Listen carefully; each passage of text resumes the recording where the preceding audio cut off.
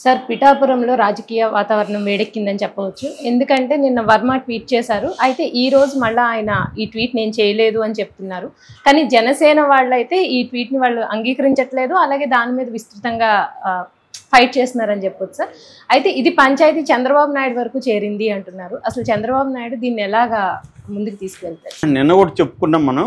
SVSN Varma. SVSN అంటే శ్రీ వత్సవాయి సత్యనారాయణ వర్మ ఆయన పూర్తి పేరు. సో ఆయన సింపుల్గా ఎస్విఎస్ఎన్ వర్మ అంటుంటారు. పిఠాపురం వర్మ అంటే ఆయనే అనమాట. సో ఆయన మొన్న ఒక ట్వీట్ చేశాడు. అదేంటంటే కష్టపడి గెలిస్తేనే అది గౌరవంగా ఉంటుంది అనేది ఒక ట్వీట్ చేశాడు. దాంతో తీవ్ర వ్యతిరేకత వచ్చింది. దీన్ని వైసీపీ కూడా బలంగా వాడుకునింది. అంటే వైసీపీ ఏంటంటే తెలుగుదేశం జనసేన మధ్య ఏ రకమైన కూడా ఉన్నా వైసీపీ రంగంలో ఎదిగి దాన్ని వాడుకుంటుంది. ఎవరైనా వాడుకుంటారు పొలిటికల్గా. వైసీపీలో ఏమన్నా ప్రాబ్లం ఉన్నా జనసేన తెలుగుదేశం వాడుకుంటాయి. ఇది కామన్. రాజకీయ పక్షాలు ప్రతిపక్షంలో ఏదైనా వీక్నెస్ ఉంటే వీళ్ళు వాడుకుంటారు. అలాగా వైసీపీ దీన్ని బలంగా డిస్కషన్లోకి తీసుకొచ్చింది, ప్రమోట్ చేసింది. దాంతో జనసేన తీవ్రంగా విరుచుకుపడ్డారు వర్మ మీద. దాంతో వర్మ ఒక్కసారిగా వెనక్కి తగ్గి అది నేను పెట్టలేదు, నాకు హైదరాబాద్లో ఒక సోషల్ ప్లానెట్ అని ఒక సంస్థ ఉంది, వాళ్ళు 3 ఏళ్ళుగా నా సోషల్ మీడియా అంతా వాళ్ళే డీల్ చేస్తున్నారు, నేను వాళ్ళకి ఇచ్చేసాను, వాళ్ళు నాకు చెప్పకుండా ఈ ట్వీట్ పెట్టారు, సో నేను వాళ్ళకి ఇమ్మీడియట్గా చెప్పి దాన్ని తీసేయమన్నాను, ఇటువంటి పెడితే నాకు తెలియకుండా పెడితే తీవ్ర చర్యలు తీసుకుంటాను కూడా చెప్పాను. ఇవన్నీ ఆయన మళ్ళీ వరుసగా ట్వీట్లు చేశాడు అనమాట. కానీ జనసేన వాళ్ళు దీన్ని అంగీకరించట్లేదు. ఎందుకంటే ఇప్పుడు ఆయనకి తెలియకుండా వాళ్ళు ఎట్లా పెడతారు? ఆయన వర్మను వాళ్ళ టీము ఎవరో చెప్పకుండా వాళ్ళు ఎందుకు ఇట్లాంటి ఇంపార్టెంట్ ట్వీట్ పెడతారు? కాబట్టి ఈయనే పెట్టాడు, టెస్ట్ రియాక్షన్ ఎట్లా వస్తుందో చూద్దామని టెస్ట్ చేసి ఉంటాడు. రియాక్షన్ ఈయనకి వ్యతిరేకంగా వచ్చేసరికి ఆయన మళ్ళీ విత్డ్రా చేసుకున్నాడని జనసేన వాళ్ళు ఇప్పటికి కూడా తిట్టిపోస్తూనే ఉన్నారు. ఎందుకంటే అక్కడ గ్రౌండ్ లెవెల్లో ఎన్నికల ముందు నుంచి కూడా జనసేనకు వర్మ ఉన్న తెలుగుదేశం బ్యాచ్కి వ్యతిరేకత అయితే ఉంది. ఎందుకంటే అక్కడ గట్టిగా వర్మని నమ్ముకున్న తెలుగుదేశం కేడర్ కూడా ఉంది. ఆయన 2009లో రాజకీయాల్లోకి వచ్చాడు, 2009లో తెలుగుదేశంలో ఉన్నాడు. అప్పుడు ఆయన కంటెస్ట్ చేశాడు. 2009లో తెలుగుదేశం టికెట్ తరఫున ఎమ్మెల్యేగా కంటెస్ట్ చేసినప్పుడు అప్పుడు ప్రజారాజ్యం పార్టీ తరఫున వంగ గీత దగ్గర ఓడిపోయాడు ఈయన 2009లో. మళ్ళీ 2014లో ఈయనకి టికెట్ ఇవ్వలేదు చంద్రబాబు.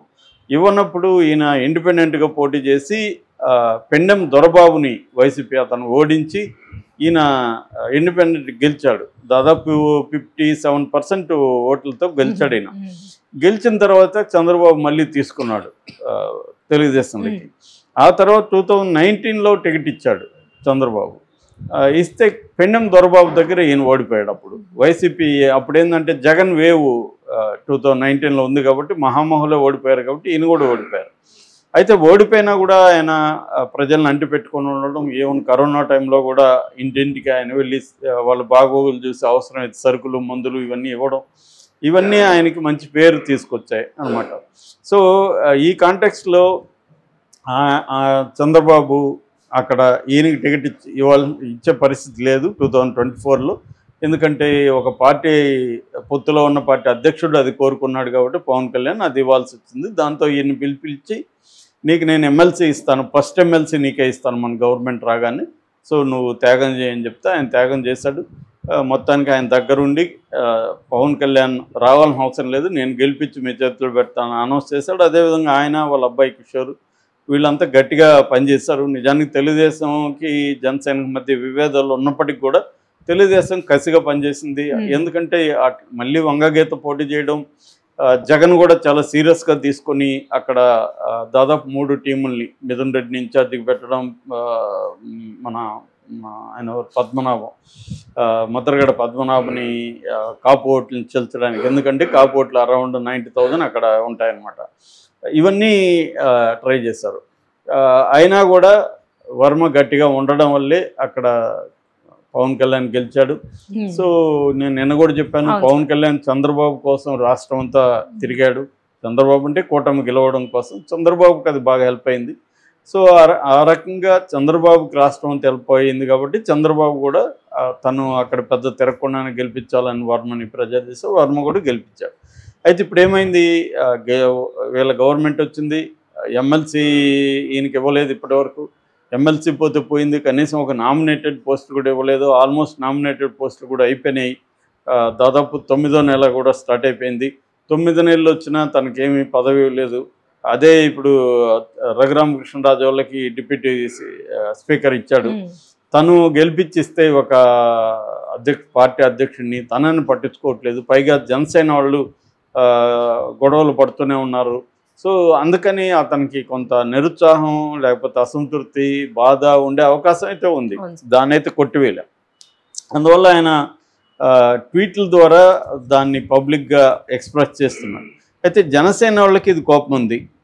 ఇప్పుడు పవన్ కళ్యాణ్కి ఒక కరిష్మా ఉంది. ఆ కరిష్మా వల్ల గెలిచాడు, ఈయన కూడా హెల్ప్ చేశాడు అంతవరకే. కానీ అది మొత్తం ఈయన క్రెడిట్లు వేసుకుని మేమంతా కూడా కష్టపడి పనిచేయలేదా అనేది జనసేన వాళ్ళకు. జనసేన మేము ఇప్పటి నుంచో పనిచేస్తున్నాం కదా అనేది ఉంది. సో ఇది చాలా నియోజకవర్గాల్లో కూడా జనసేనకి తెలుగుదేశం మధ్య ఈ రైవల్రీ అయితే ఉంది. ఎందుకంటే వీళ్ళు 5 ఏళ్ళు అధికారంలో లేరు తెలుగుదేశం వాళ్ళు. జనసేన వాళ్ళు పెట్టినప్పటి నుంచి అధికారంలో లేరు. 2014లో పార్టీ పెడితే అప్పటి నుంచి 10 ఏళ్ళుగా వాళ్ళు అధికారం లేదు.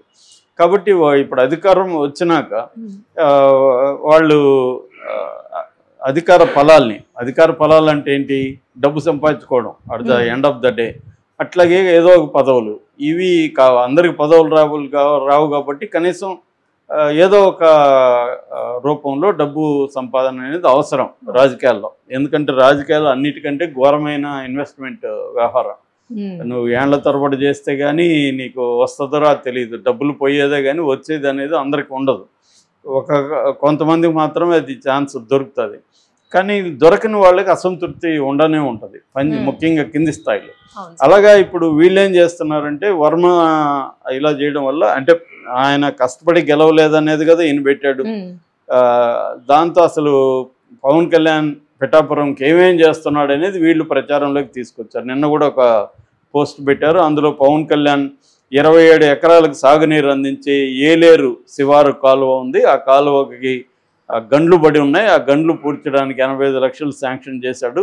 ఆ పనులు జరుగుతున్నాయి. అట్లాగే ఇంకొక 40 లక్షలు గట్లు బలహీనంగా ఉన్న చోట వాటిని స్ట్రెంగ్తన్ చేయడానికి పెడుతున్నాడు. ఇలాగ రబీ పంట సీజన్ రాకముందే ఈ కాలువని క్లీన్ చేయించడానికి పవన్ కళ్యాణ్ తీసుకున్నాడు. అట్లాగే ఇక్కడ క్రైము, గాంజా ఇవన్నీ లేకుండా చూసుకోవడానికి కూడా పవన్ కళ్యాణ్ ట్రై చేస్తున్నాడు. ఇవన్నీ వాళ్ళు, అంటే పిఠాపురానికి పవన్ కళ్యాణ్ ఏమేం చేస్తున్నాడు అనేది వాళ్ళు ప్రచారంలోకి తీసుకొచ్చారు. అంటే వర్మని తగ్గించి అక్కడ పవన్ కళ్యాణ్ పెంచాలన్న యాంగిల్ ఏమో జనసేనలో కనబడుతుంది. ఇటుపక్క వర్మకేమో అసంతృప్తి ఉంది. సో ఇది ఇప్పుడు చంద్రబాబు దగ్గరికి పంచాయతీ చేరింది. మళ్ళీ చంద్రబాబు పిలిచి వర్మని ఏదో బొజ్జగించబోతున్నాడు. ఆయన కూడా బొజ్జగించుకునే పరిస్థితిలో లేడు. ఎందుకంటే ఆయనకి ఏదో ఒక పదవి కావాలి. అందుకని ఆయన ఏదో ఒక లొల్లి క్రియేట్ చేసి, ఇది స్టేట్ వైడ్ ఇది ఇబ్బంది అయితే నాకు అట్లన్నా ఇస్తారేమో, ఎందుకంటే సామధాన భేద దండోపాయం అంటారు కదా, అలాగా మంచిగా కుదరినప్పుడు ఏదో ఒక అల్లరి చేయాలి, లేకపోతే ఆయన పట్టించుకోడు అన్న ఇది వర్మలో కనిపిస్తుంది. అది